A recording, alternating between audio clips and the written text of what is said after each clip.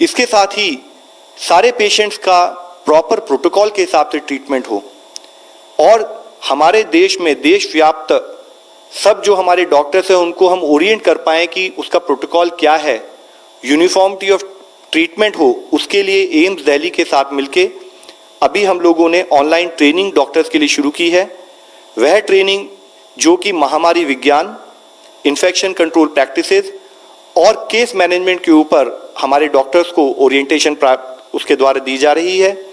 इसके साथ ही national institute of mental health जो हमारा निम्हांस, जो हमारा नेशनल इंस्टीट्यूट ऑफ इम्पोर्टेंस है, उसके द्वारा भी बिहेवियरल मॉड्यूल्स को, बिहेवियरल हेल्थ मॉड्यूल्स की ट्रेनिंग हम देश लेवल पर शुरू कर रहे हैं।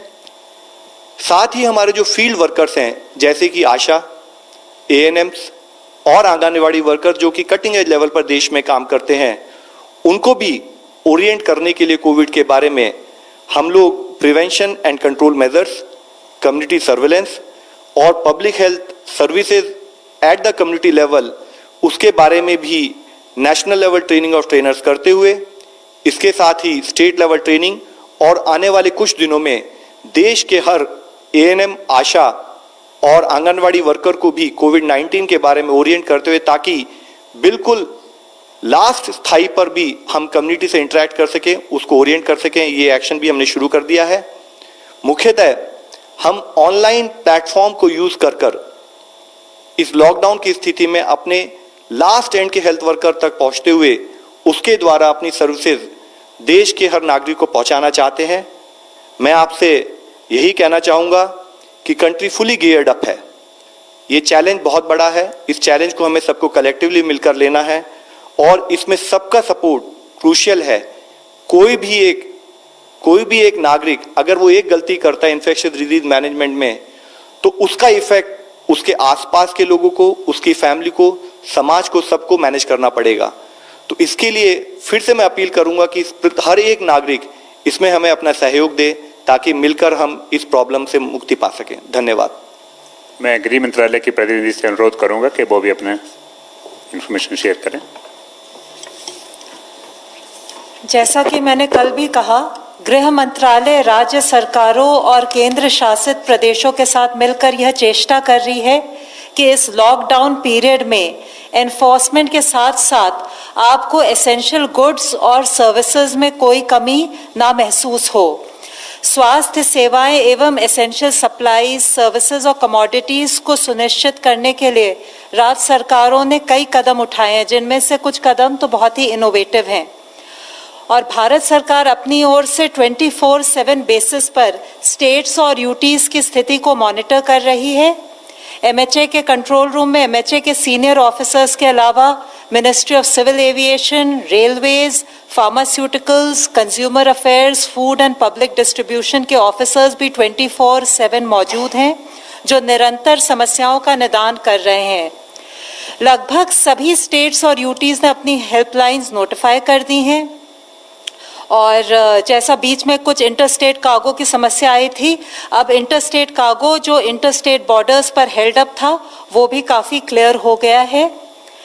नॉर्थ ईस्ट और जो अन्य रिमोट एरियाज है जहाँ पे मेडिकल सप्लाईज इत्यादि एयर के थ्रू जाती हैं और स्मॉल क्वांटिटीज़ में जाती हैं, वहाँ ministry of civil aviation cargo movement के लिए स्पेशल अरेंजमेंट्स कर रही है। वो डेडिकेटेड चार्टर्स करने के लिए भी व्यवस्था कर रही है। इस कॉन्टेक्स्ट में मैं आपको ये भी बताना चाहूँगी कि हमने स्टेट्स और यूटीज़ को स्पेशली रिक्वेस्ट किया है और राज्य सरकारें बल्कि काफ़ी एफर्ट्स कर रही हैं कि जो हमारे माइग्रेंट लेबरर्स हैं उनके लिए शेल्टर और फूड की व्यवस्था हो। सभी लेवल्स पर हम बार बार सेंसिटाइज कर रहे हैं कि जो जहाँ है उसका वहीं पर सुरक्षित रूप से रहना उचित होगा। स्टूडेंट्स को हॉस्टल्स में सुरक्षित रूप में रखें। हमने ये भी सेंसिटाइज किया है कि जो मेडिकल स्टाफ और हेल्थ वर्कर्स हैं उनकी सुरक्षा और सुविधा दोनों पर विशेष रूप से ध्यान दिया जाए। आशा है कि ये सब जो कदम उठाए जा रहे हैं वो इंश्योर करेंगे कि लॉकडाउन पीरियड में एसेंशियल गुड्स की सप्लाई, प्रोडक्शन, डिस्ट्रीब्यूशन में कोई भी समस्या ना आए। धन्यवाद। फ्रेंड्स, मैं आप सबका धन्यवाद करना चाहूँगा। सोशल डिस्टेंसिंग नॉर्म्स को अडॉप्ट आप लोगों ने किया है अपने हॉल में भी, और बहुत सारे मीडिया पर्सन जो है वो ऑनलाइन क्वेश्चन पूछने का भी काम किया है, उस सबके लिए आप सबका धन्यवाद। We can take question from 14। Lav sir, सबसे पहला मेरा सवाल वो अमिताभ बच्चन के एक ट्वीट को लेकर के है, जिसमें कहा गया है कि मक्खियों के जरिए भी कोविड-19 फैल सकता है। इसमें कितनी सच्चाई है और क्या हकीकत है इसमें? सर, मैंने ये ट्वीट नहीं देखा है क्योंकि शायद मैं पूरे टाइम बाकी प्रिपरेशन में रहा हूँ, लेकिन अगर ऐसा कोई ट्वीट है तो टेक्निकली मैं आपको बता सकता हूँ ये इन्फेक्शियस डिजीज है, मक्खियों के थ्रू नहीं फैलती है। मैं एक ऑनलाइन क्वेश्चन लेता हूँ। What is the assessment on the rate of progression of positive cases in India over the last 4-5 days? So, it has been partially covered already, but yeah. So as I highlighted, we are seeing a larger number of cases getting reported. But if we see, though the trend is not very well established, but parallelly we are realizing that the rate at which cases are increasing, we are seeing in terms of relatively stable trend or a little bit reduction in the rate of increase of cases. This, however, does not establish a clear trend. We are hopeful that with effective social distancing measures which we are doing, parallelly our efforts in terms of proper treatment of cases which have been found, proper contact tracing of all the positive cases which have been found, and parallelly ensuring that all people who are under home quarantine or surveillance being monitored properly, we should be able to ensure that this trend continues. 38। मैं DD news से हूँ। मेरा सवाल home ministry से है कि जो lockdown है वो पूरी तरीके से पालन नहीं हो रहा है। अगर कई राज्यों में देखा जाए जिस तरह की तस्वीरें आ रही हैं, लोग एक साथ कई मार्केट में इकट्ठे हैं, क्या लगता है कि राज्य जागरूक करने में एक तरह से पूरी तरीके से सफल नहीं हो पाए हैं लोगों को कि वो पूरी तरीके से जागरूक हों? आज भी जो बैठक हुई कैबिनेट सेक्रेटरी और होम सेक्रेटरी की सारी चीफ सेक्रेटरीज के साथ, उसमें यही बात हुई कि लोगों की जागरूकता बढ़ाई जाए सोशल डिस्टेंसिंग की ओर, प्लस लोगों में वो पैनिक ना क्रिएट हो कि एसेंशियल सर्विसेज या गुड्स उनको नहीं मिलेंगी, इसीलिए वो जा कर के क्राउड राउंड ना करें शॉप्स में। इसके बारे में भी जागरूकता फैलाएं। कुछ यूटीज और स्टेट्स इनोवेटिव मेजर्स के साथ भी आ रहे हैं कि कैसे वो होम डिलीवरी को इम्प्रूव कर सकें, उस पर भी चर्चा हुई। और स्टेट्स जो हैं वो विभिन्न प्रावधानों के नीचे वायलेशंस को बुक भी कर रही हैं, तो मतलब वो एनफोर्समेंट मेजर्स भी कर रही हैं, जहां ज़रूरत पड़ रही है वो अरेस्ट भी कर रही हैं, सीजर्स भी कर रही हैं, FIRs भी रजिस्टर कर रही हैं। तो हर तरह का as you know it's a very complex thing, लोगों को घर पे रखना और सोशल डिस्टेंसिंग को इन्फोर्स करना, तो दोनों तरीके से जागरूकता भी बढ़ा करके एनफोर्समेंट भी करके स्टेट्स इसमें लगी हुई हैं। क्वारंटाइन के ऊपर एक ऑनलाइन क्वेश्चन है। क्या स्वास्थ्य मंत्रालय विदेश से आए सभी लोगों तक पहुंच गया है? इनमें से कितने लोग होम क्वारंटाइन में हैं? और साथ में एक सप्लीमेंट्री है, प्लीज क्लैरिफाई ₹50 लाख पर worker is for medical insurance also include the life insurance. I think this relates to the finance, but you can take the part related to the health ministry. So as far as people who have come up in last few days, particularly once we had actually toughened our measures of travel restrictions, around 64,411 people had been brought into surveillance, and out of these also around 8,300 people are having surveillance and quarantine at the facility level, and remaining people are at home quarantine. This, let me also highlight, this is the figure which has been done at the airport. Besides this, earlier to the travel restrictions for few countries, lot of people have otherwise also come into the country, and states are monitoring those people also in terms of their home quarantine. Number 11.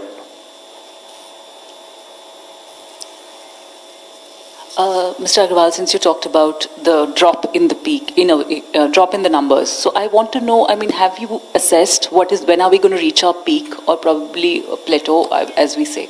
Madam, I did not mention drop in numbers. I want the level of alertness to continue, the level of involvement and implementation of all measures to continue with the same level of alertness.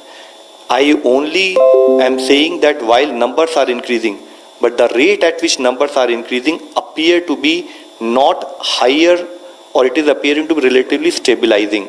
But this this is only a very initial trend, and this is a function of how effectively people follow social distancing measures. I am only highlighting this point to appeal to everyone that if we collectively work hard, if we collectively ensure proper lockdown measures, probably we will be able to ensure that this trend continues and country can come out of the problem related with COVID-19. 41. My question is to Dr. Ganga Khedkar.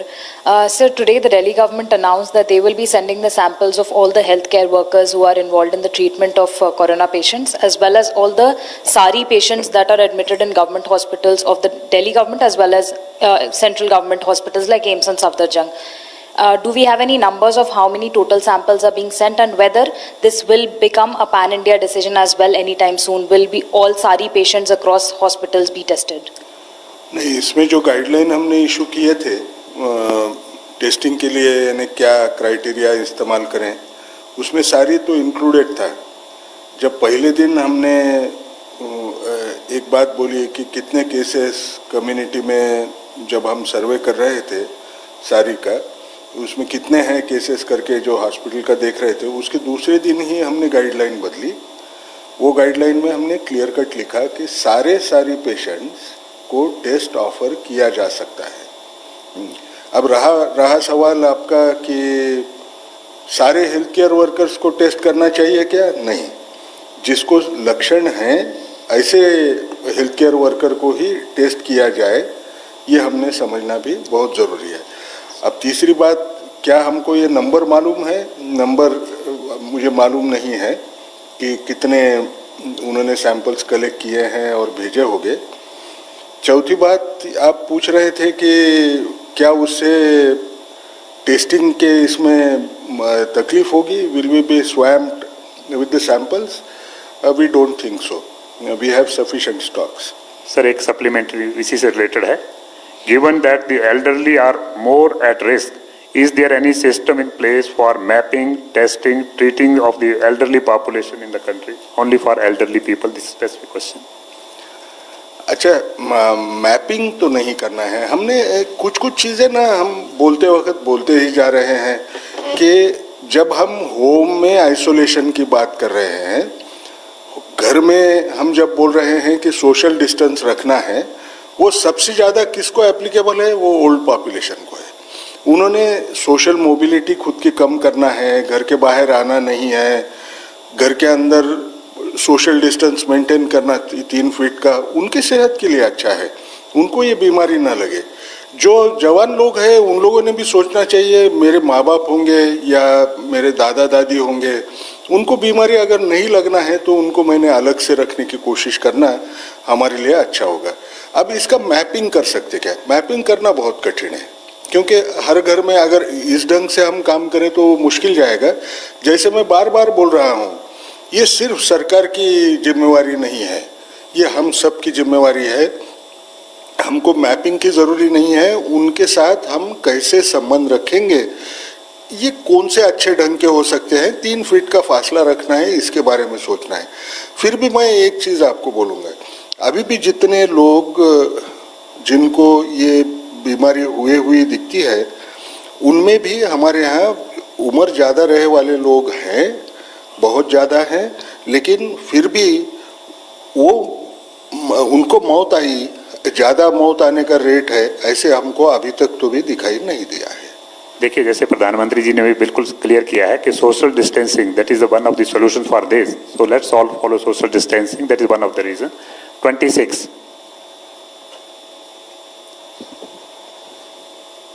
Sir, एक छोटा सा clarification, एक सवाल clarification इस चीज़ को लेके कि पिछली बार जो रेस्ट्रिक्शंस, ट्रैवल रेस्ट्रिक्शंस लगाए गए थे, तो इंटरनेशनल फ्लाइट्स के लिए ट्रैवल रेस्ट्रिक्शंस जो हैं वो 1 हफ्ते के लिए 22 तारीख से 29 तारीख तक था। क्या आज भी वो कंटिन्यू कर रहा है या लॉकडाउन पीरियड पीएम के अनाउंस करने के बाद वो 15 अप्रैल तक इफेक्टिव हो गया है? थोड़ा इस पर क्लैरिफाई कर दें। मेरा अगला सवाल है इस पे कि अब पीएम के इनिशिएटिव के बाद सार्क की आज मीटिंग हुई है, सार्क के डीजीएचएस और जो हेल्थ रिप्रेजेंटेटिव ऑफिशियल्स की मीटिंग हुई थी, तो उसमें क्या डिसाइड हुआ है और आगे का वे फॉरवर्ड क्या होगा सार्क के लिए? देखिए, जो ट्रैवल रिस्ट्रिक्शंस लगाई हैं उसके बारे में ग्रुप ऑफ मिनिस्टर्स लेवल पर चर्चा होकर एक निर्णय लिया गया है, तो वो जल्दी हम आपको डिक्लेयर करेंगे। अभी ग्रुप ऑफ मिनिस्टर लेवल पर जो डिस्कशन हुआ है उसके साथ ही जो सार्क में आज टेक्निकल ग्रुप बैठा था, टेक्निकल ग्रुप में इंडियन जो हमारे टेक्निकल एक्सपर्ट्स थे उन्होंने पार्टिसिपेट किया था और उन्होंने इंडियन एक्सपीरियंस उनके साथ डिस्कस किया है इन टर्म्स ऑफ कि हमने सर्विलेंस पे क्या किया, पॉइंट ऑफ एंट्री सर्विलेंस पर क्या रहा, कम्युनिटी सर्विलेंस पर क्या रहा, वो सारा डिटेल डिस्कशन हुआ है। उसके बाद सारी कंट्रीज मिलकर जो प्लान ऑफ एक्शन बनाएंगी कलेक्टिवली उसको इम्प्लीमेंट किया जाएगा। 35 sir my question is for doctor Aman Gangakhedkar. Sir Hyderabad से अब केस सामने आया है जिसकी कोई भी ऐसी कॉन्टैक्ट ट्रेसिंग नहीं पाई गई है जिसमें वो किसी फॉरेन ट्रैवलर या किसी ऐसे इंसान के टच में आए, फिर भी वो पॉजिटिव पाए गए। भिलवाड़ा में हम देख रहे हैं कि बहुत सारे डॉक्टर्स एक साथ पॉजिटिव टेस्ट हो गए और पूरा एरिया जो है क्वारंटीन अभी किया जा रहा है। तो क्या हम इनको कम्युनिटी ट्रांसमिशन के केसेस नहीं मानेंगे, क्योंकि जगह जगह में महाराष्ट्र में, भिलवाड़ा में और हैदराबाद में स्पेशली अब कम्युनिटी ट्रांसमिशन के केसेस सामने दिखाई दे रहे हैं। सर मैं इसी के साथ ऐड कर दूं, I think same question is repeated online also. A case in Hyderabad has reported no travel history and it has tested positive. मैं दो चीज़ें बोलूँगा सिर्फ। जब आप ट्रैवल हिस्ट्री या किसी के साथ संपर्क में आए क्या जब सवाल पूछते हैं ना, तो हर चीज़ का जवाब हर इंसान के पास रहेगा ही और वो पूरा सही ढंग से बोल पाएगा, ये मानना थोड़ा सा कठिन होता है। आप अगर पेशेंट्स के साथ अगर डील करें तो आपको पता चलेगा। उसको अगर आप पूछे कि क्या आपने परसों खाने में कुछ गड़बड़ किया था, कुछ हाँ बोलेंगे कुछ ना बोलेंगे, आपको ही अंदाज बनना ज़रूरी होता है। इसका मायना ये नहीं है कि उनको सही में उनका कोई कांटेक्ट नहीं होगा, ये मैं नहीं कह रहा हूँ। लेकिन आप जो एक आध दो केसेस के जो एनेक्डोट्स कोट करते हैं और उसके ऊपर जो आप अंदाज बांध रहे हैं कि कम्युनिटी में ट्रांसमिशन शुरू हो गया होगा, वो शायद उसके लिए इतना एविडेंस ठोस नहीं है अभी भी। और अगर रहता था तो हम क्यों नहीं बोलते थे, क्योंकि हमको छुपाना कोई चीज़ ही नहीं है। जो सच है। Let me add on to that. I think this is a question which our media friends continuously they keep asking us. जैसे कि डॉक्टर साहब ने बताया है, देखिए क्या होता है कि अभी हम लोकल ट्रांसमिशन की स्टेज में हैं, जबकि हम पर्टिकुलर केस के साथ उस केस ने किसको इन्फेक्ट किया, जैसे आपने भीलवाड़ा का एग्जांपल दिया, तो एक डॉक्टर थे जिनकी ट्रैवल हिस्ट्री थी, उसके बाद उन्होंने अपने जब हॉस्पिटल में काम किया तो उसके साथ कुछ और लोग इन्फेक्ट हुए। अब इसी के साथ ही पूरे देश में अगर 500-600 केस अगर हमारे पास आज हैं और हम उनकी कॉन्टैक्ट ट्रेसिंग करते हैं, तो एक या दो केस में अगर हमें उनके कॉन्टैक्ट नहीं मिलते हैं तो ये नहीं माना जाता कि वो कम्युनिटी ट्रांसमिशन शुरू हो गया।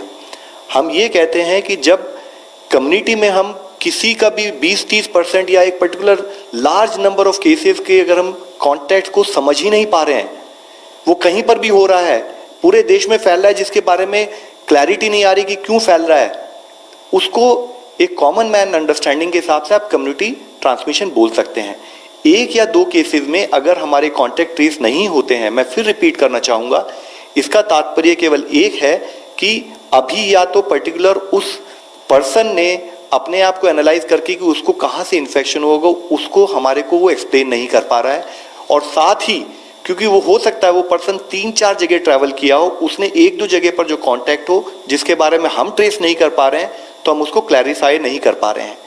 हाँ, जैसे कि डॉक्टर साहब ने कहा है, हम खुद चाहेंगे, अगर हमें लगता है कि कम्युनिटी ट्रांसमिशन इस देश में हो रहा है, एक लार्ज स्केल पर हो रहा है, तो हमारे लिए जरूरी है कि हम गवर्नमेंट के रूप में आके आपके थ्रू सभी लोगों को बताएं कि इस देश में कम्युनिटी ट्रांसमिशन है और सावधान रहिए। क्योंकि हमारे लिए जरूरी है, पब्लिक के लिए जरूरी है कि हम समझें कि कम्युनिटी ट्रांसमिशन के बाद जो level of alertness, level of action और level of involvement has to increase much further. लेकिन जब हम इसके बारे में बात कर रहे हैं तो आई थिंक आज का मुख्य प्रश्न ये नहीं है कि देश में कम्युनिटी ट्रांसमिशन हुआ है नहीं हुआ है। आज सबसे मुख्य प्रश्न ये है कि क्या कलेक्टिवली आज हम लोग मिलकर इस बीमारी से लड़ने के लिए तैयार हैं। माननीय प्रधानमंत्री जी ने एक बहुत इंपॉर्टेंट डिसीजन लिया है कि अगर सोशल डिस्टेंसिंग को हम 100% हर तरीके से इंप्लीमेंट कर लेंगे तो हम चेन ऑफ ट्रांसमिशन को तोड़ पाएंगे। तो क्या हम कलेक्टिवली एज ए कंट्री बैठ के इसको इंप्लीमेंट कर पाएंगे? क्या हमारी जिम्मेदारी नहीं है कि हम उसको इंप्लीमेंट करें और कलेक्टिवली हम इसको इंश्योर करें कि हम इस बीमारी को फैलने से देश में रोक पाएं? तो मैं फिर आपसे अपील करूंगा कि आई थिंक हम लोग जो सिमेंटिक्स में ना पड़ते हुए हम ये देखें कि क्या आज हम उस जो इम्प्लीमेंटेशन मैकेनिज्म है उसको हम ढंग से इम्प्लीमेंट कर पा रहे हैं, नहीं कर पा रहे हैं। मैं थोड़ा और एक रिस्क लेके बोलता हूँ मैं जैसा मेरा फील्ड ही HIV था तो रिस्क टेकिंग मेरा धंधा ही था ना, या पेशेंट आने वाले वैसे रहते थे। आपको एक चीज बोलता हूँ, मीडिया ने भी कुछ चीजों का प्रिकॉशन रखना ना, क्वेश्चन लेना ये बहुत जरूरी है। आप एक केस कहीं रिपोर्ट होगा, हाँ, आप या 2-4 लोग कहीं महाराष्ट्र में दिखे तो आप उसको लिखेंगे तो पढ़ने वाला क्या सोचेगा, पूरे महाराष्ट्र में वो कम्युनिटी ट्रांसमिशन हो गया। ये चीजें हमने क्यों रिपोर्ट करना है? ये ऐसे अगर हम रिपोर्ट कर दें तो पैनिक बढ़ेगा, घटेगा नहीं, और वो बगैर सबूत के बढ़ेगा, वो अच्छा नहीं होता है। आज जो चेन ऑफ ट्रांसमिशन हम इधर ब्रेक करने की कोशिश कर रहे हैं, आज आपके मित्रगण कम हैं, chain of transmission of transmitting right information as precaution to not to write on these sporadic cases which you are hearing, ये सबको जाने दो, वो पेपर में या टीवी पे मत आने दो, वो अच्छा रहेगा। Next question 58। Mr. Agarwal, this question is pertaining to the private labs testing. What is the number, since we know that ICMR has tested about 23,000 samples, what is the number that we have of private labs testing? Because 16,000 chains we have. Also, any of the private labs who are providing this service for free? नहीं, अभी इस वक्त हमने 25 labs को approval दिया है, आज जैसे हम बात कर रहे हैं। अब ये 25 लैब में काफ़ी लैबोरेटरीज ऐसे हैं जिनके बहुत सारे कलेक्शन सेंटर्स है, they operate like that, no, collect blood sample from one place, दूसरी जगह पे टेस्ट करने भेजते हैं। वो ऐसे कलेक्शन की जगह अगर हमने देखा तो आज तकरीबन हमको लगता है 20,000 जगह है जहाँ से अलग अलग लैब, उसमें ओवरलैपिंग भी रहेंगे, एक ही लैब के 2 लैब के एक ही जगह से कलेक्ट करते होंगे, ऐसे 20,000 जगह पे से होता है। अब रहा सवाल आपका ये कि क्या उनमें टेस्टिंग शुरू हुआ है कि नहीं? वो टेस्टिंग शुरू हुआ है क्या? आज के दौर पे कहीं बहुत बड़ा टेस्टिंग शुरू हुआ है ऐसे नहीं है, क्योंकि वो किट प्रोक्योर करने में लगे हैं। क्योंकि हमने तो अभी 2 दिन हो गए हैं, उनको भी तो किट प्रोक्योर करना पड़ता है कि नहीं? तो बेसिकली वो इश्यू अभी तक शुरू नहीं हुआ है। फ्री टेस्टिंग कहीं कर रहे हैं क्या? अभी तक तो जब हुआ नहीं है जोर से तो फ्री टेस्टिंग का शायद सवाल उठता ही नहीं। 33। सर, मेरा सवाल आपसे, सर, मिशिगन यूनिवर्सिटी के साइंटिस्ट की एक रिसर्च आई है जो ये ऐसा कह रहे हैं कि भारत में अप्रैल में जो फिगर्स हैं कोरोना पेशेंट्स की वो 30,000 से 2.5 लाख तक हो जाएगी। सर, आखिरकार वो किस आधार पे ऐसा कह रहे हैं? वो कह रहे हैं कि हमारे देश में आइसोलेशन इज नॉट इनफ, अगर इनफ नहीं है तो और क्या मेजर्स हो सकते हैं? एडिंग टू दैट सर, वो ये भी कह रहे हैं कि भारत में जाँच दर बहुत कम है, ऐसा क्यों सर? मैं 2 चीज़ें आपको बोलता हूँ, इनको ठोस सबूत रख के मॉडलिंग करना ये ज़रूरी नहीं रहता है। मॉडलिंग करते हुए मैंने अगर एजम्पशंस, यानी जब मालूम नहीं है कुछ चीज़ तो मैं मन मर्जी आए 2-4 एक्सपर्ट से बात करूंगा और एक नंबर पिकअप करूंगा और उससे मॉडलिंग करवाने की कोशिश करूँ। क्या मॉडलिंग सही होता है? बहुत सारी बार मॉडलिंग गलत जाता है। अब मैं एक लाइव एग्जाम्पल देता हूँ जो मैंने देखा है। मैंने HIV में एक मॉडलिंग एक्सरसाइज का मैंने प्रेडिक्शन देखा था, 2000 साल में 4 करोड़ लोगों को HIV की बीमारी लगेगी, ऐसा हमको कहा गया था। ये 1990s की स्टोरी है, आपको सबको मालूम है। आज भी हम ज़्यादा से ज़्यादा फिगर जो बोल रहे थे 56 लाख, उसमें भी एजम्पशन थे। वो जब NFHS सर्वे में हमने एविडेंस कलेक्ट किया तो हमको दिखा उसकी संख्या 26 लाख से ऊपर नहीं रहेगी। बोलने का मकसद एक है, ये मॉडलिंग की तरफ मत देखो। लोग तो डूम्सडे प्रेडिक्टर्स बहुत होते हैं। आपको मैं एक ही विश्वास दिलाना चाहता हूँ, हम ये समझे कि आज जो हमने स्टेप्स लिए हैं ये इतने कारगर है, उसका अगर हमने पालन किया तो यही नंबर आगे बढ़ना मुश्किल है। आप तो लाखों करोड़ों की बात करना, ये तो मेरे को आई थिंक तो बहुत सारी रिपोर्ट्स आती हैं, until unless these are authenticated and verified and adopted, तब तक हम लोगों को एज ए रिपोर्ट ही माने, इसके ऊपर ज़्यादा ना करें।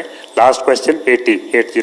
Can I add on to this? See, madam, as you mentioned, I am telling you, if we all collectively work together and ensure that we follow the guidelines issued by government, we follow the social distancing measures, we will, after a few days, sit together and say, yes, all modelings have been proved wrong and ineffective.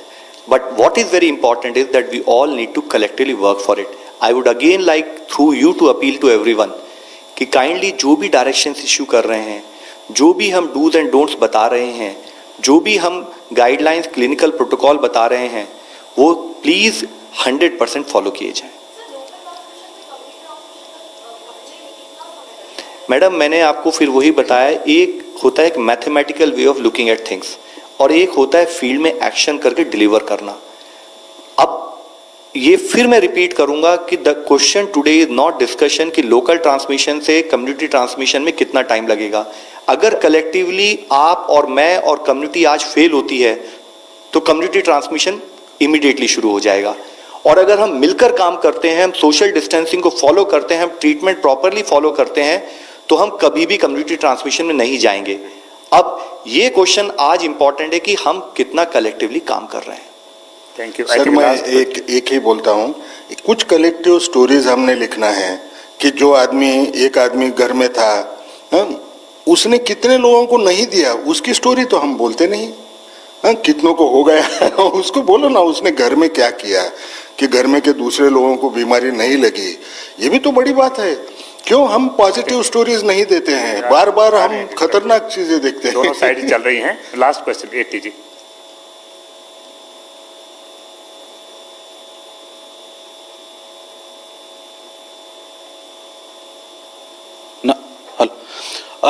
Love sir, आपसे सवाल है कि door step delivery कब तक शुरू हो जाएगा और किस तरीके से इम्प्लीमेंटेशन होगा इसका? देखिए, हर स्टेट में जैसे कि मेरे सीनियर कुलीग ने बताया है, मल्टीपल इनिशिएटिव्स ऑलरेडी चल रहे हैं और हर स्टेट अपने लेवल पर इस पर डिसीजन लेकर एक्शन शुरू कर चुकी हैं।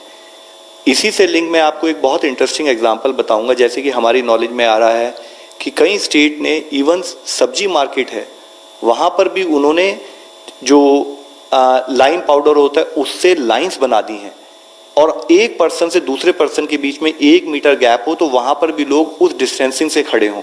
तो ये एग्जांपल मैं आपके सामने इसलिए लाना चाह रहा हूँ कि नॉट ओनली एक पर्टिकुलर पॉइंट आप हमारे से पूछ रहे हैं, आज फील्ड लेवल पर हर स्टेट में multiple initiative, multiple innovative veg किए जा रहे हैं ताकि हम उस सोशल डिस्टेंसिंग नॉर्म को ढंग से इम्प्लीमेंट कर पाएं। और लास्ट में मैं क्लोज करने से पहले ये कह दूं कि it's not only social distancing, थोड़ा सा स्कैटर्ड टाइमिंग्स भी हम लोग फॉलो करेंगे। All people going for the same cause at the same time, let us avoid that also, so we will follow scattered timings as well. All the best. Thank you very much friends.